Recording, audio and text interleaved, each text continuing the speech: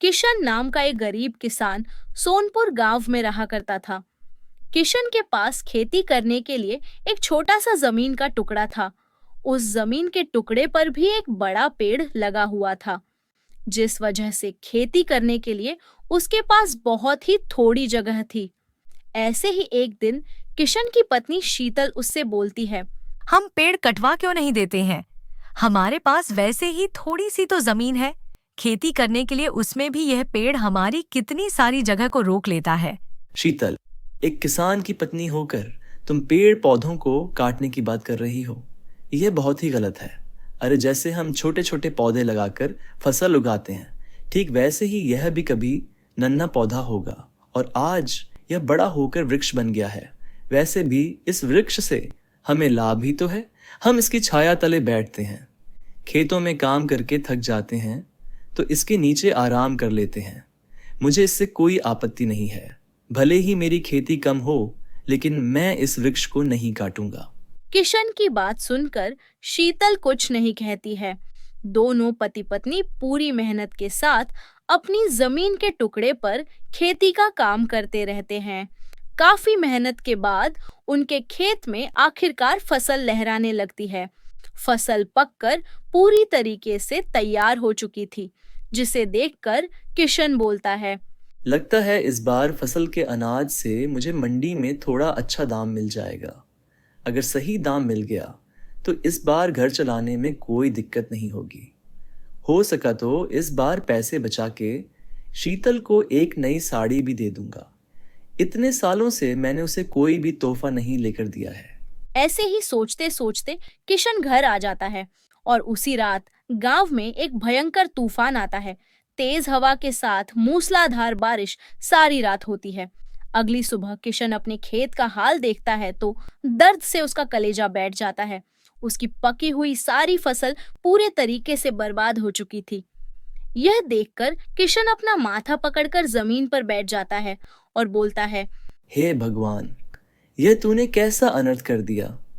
मुझ गरीब किसान के पास यह फसल ही तो उसका जीवन चलने का सहारा थी और तूने वो भी मुझसे छीन लिया। ऐसा मुझसे क्या पाप हो गया था भगवान।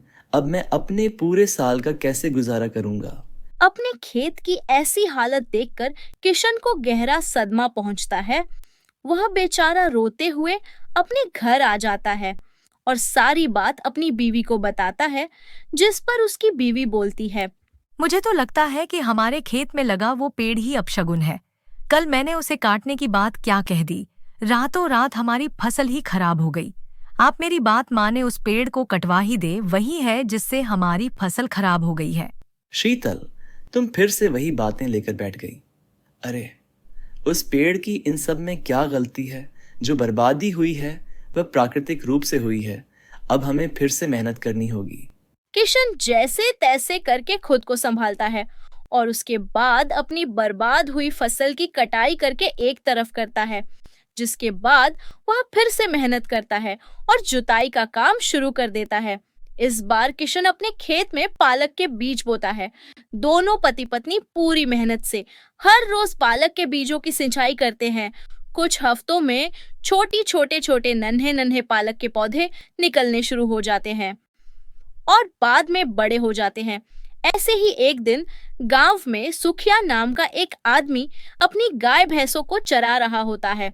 तभी हरिया किसी से बात करने लग जाता है और उसकी गाय भैंस किशन के खेत में चली जाती है और उसकी पकी हुई ताजी हरी पालक को खा जाती है। तभी वहां पर किशन और शीतल आ जाते हैं। गाय भैंसों को पालक खाता देखकर किशन सुखिया से बोलता है। अरे सुखिया भाई, ये देखो तुम्हारे पशुओं ने क्या किया है। मेरी सारी पकी हुई पालक खा गए। अरे तो भाई गुस्सा क्यों हो रहे हो?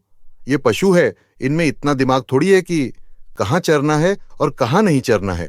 बताओ, गुस्सा ना हो तो क्या करें। आपको पता है ना कि यह फसल ही हमारी रोजी रोटी है। अब आपके पशुओं ने हमारी सारी फसल खाली बताई है। अब हम क्या करें? जो करना है करो, मुझे क्या कह रहे हो? तुम जैसे गरीबों का तो यही रोना धोना चलता है। चलो जाओ यहां से। आज तो मेरे पशुओं ने धोखे से तुम्हारे खेत को चरा है, लेकिन अगर मुझसे उलझने की कोशिश की तो जबरदस्ती। हर दिन अपने पशुओं को तुम्हारे खेतों में ही चराने भेज दूंगा, समझे? फिर जो करना हो कर लेना। इतना बोलकर सुखिया घमंड दिखाता हुआ चला जाता है। बेचारे किशन और शीतल एक बार फिर से उदास हो जाते हैं, जिसके बाद दोनों उस पेड़ के तले नीचे बैठ जाते हैं जो उनके खेत में लगा था। तभी शीतल उस पेड़ को देखते हुए बोलती है, काश कि यह पेड़ ही कोई फल या सब्जी का होता, कम से कम इसका हमें कोई लाभ तो होता। और इस पर अगर फल या सब्जी लगे होते तो उसे हम सब्जी मंडी में बेचकर 4 पैसे ही कमा लेते। लेकिन इस पेड़ पर कभी कुछ नहीं लग सकता, ये तो बस यूं ही हरा भरा रहता है। शीतल इतना बोलती है कि तभी वो पेड़ हवा के झोंके से जोर से हिलता है और शीतल की गोद में 2 सेब आकर गिर जाते हैं। तभी शीतल इधर-उधर देखती है और बोलती है, सुनिए जी, ये सेब मेरी झोली में कहाँ से आ गए? यहाँ तो आसपास कोई भी नहीं है, न कोई सेब का पेड़ है। अरे मुझे नहीं पता ये सेब कहाँ से आए हैं, और देखो ये कितने लाल रसीले और पके हुए हैं। कहीं ये भूतिया सेब तो नहीं है? किसी ने जादू टोना करके तो नहीं फेंका है? इतना कहकर शीतल उन सेब को अपने से दूर खेत में फेंक देती है। जैसे ही वह सेब धरती को छूते हैं तभी वहां पर 2 छोटे पौधे निकल आते हैं। यह देखकर किशन और शीतल हैरान हो जाते हैं। तभी किशन बोलता है, आखिर ये हो क्या रहा है? ये कैसा जादू हो रहा है? आज से पहले तो कभी ऐसा नहीं हुआ। शीतल, मुझे लगता है हम दोनों को यहाँ से चले जाना चाहिए। यहाँ के हालात कुछ ठीक नहीं लग रहे हैं। इतना कहकर जैसे ही शीतल और किशन वहां से चलने लगते हैं तभी उन्हें एक आवाज आती है। रुक जाओ, कहीं मत जाओ, मैं तुम्हें कोई नुकसान नहीं पहुंचाऊंगा। उस आवाज को सुनकर शीतल और किशन पीछे पलटते हैं, पर उन्हें कोई भी नजर नहीं आता। दोनों इधर-उधर देखते हैं।